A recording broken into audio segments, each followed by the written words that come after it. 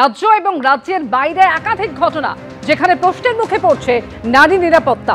শুরুতে এসএসকেএম হাসপাতালের ছবি আপনাদের সামনে রেখেছি, যেখানে নাবালিকাকে যৌন হেনস্থার অভিযোগ ওঠে।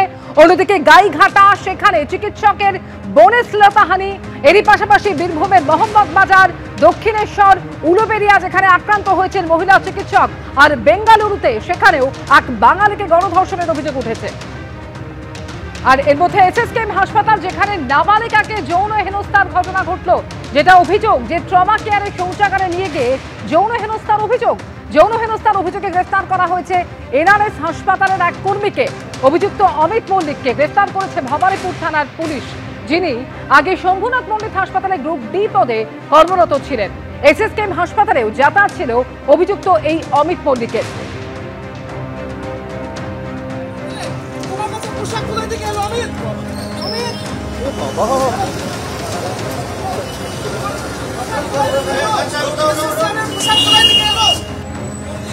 ছেড়ে দাদা, সামনেটা ছেড়ে।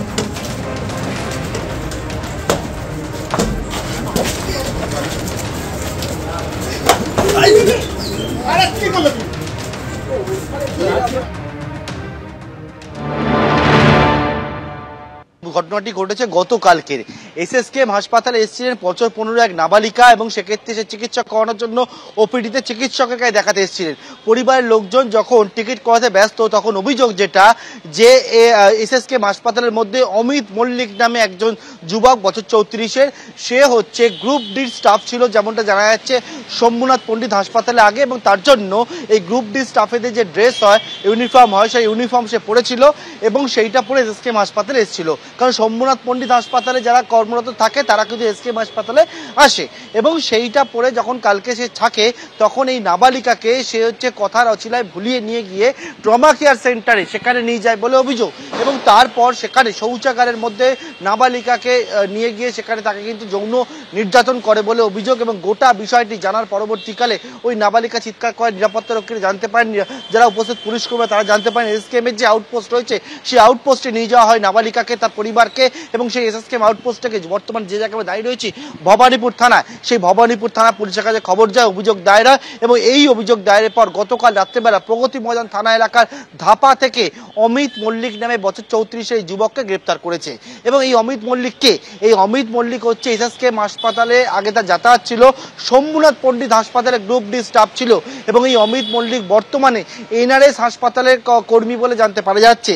এবং সেক্ষেত্রে যে প্রশ্নটা বারবার করে উঠছে সেই প্রশ্নটা হচ্ছে নিরাপত্তাটা, যে প্রশ্নটা বারবার করে উঠছে সেই প্রশ্নটা হচ্ছে যে চিকিৎসক থেকে শুরু করে, চিকিৎসা কর্মী থেকে শুরু করে, রোগী থেকে শুরু করে একেবারে নাবালিকার হাসপাতালের মধ্যে তাকে যৌন নির্যাতন চালানো হচ্ছে বলে অভিযোগ। এবং এই ঘটনার পর অভিযুক্তের বিরুদ্ধে পক্সো আইনে মামলা রুজু হয়েছে।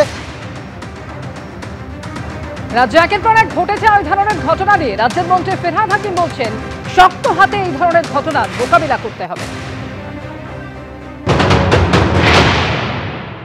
যারা ভাই বোনের সম্পর্কে বিশ্বাস করেন না, কিছু পিচাস, কিছু পশুবৃত্তি বা অসুরবৃত্তি মনোভাবের মানুষ, তাদের এই সমাজে থাকা উচিত না। আমি বিশ্বাস করি যে আইন কঠোর সাজা দিয়ে তাদের দেবে। যেরকম আমাদের বোনেরা যেরকম আমাদের দীর্ঘজীবন কামনা করছে, আজকের দিনে আমাদের সব ভাইদের শপথ নিতে হবে এই বোনেদের সম্মান রক্ষায় যদি প্রাণ যায় যাক, তবু যাদের এই অসুর বৃত্তি যাদের আছে তাদের এই সমাজ থেকে বার করে দিতে হবে। কারণ একটা নারীর অসম্মান নয়, এটা একটা সমাজের অসম্মান, আমাদের মানব জাতির অসম্মান হয়। সুতরাং আমরা সবাই এটার সাথে we are all affected, this society is affected.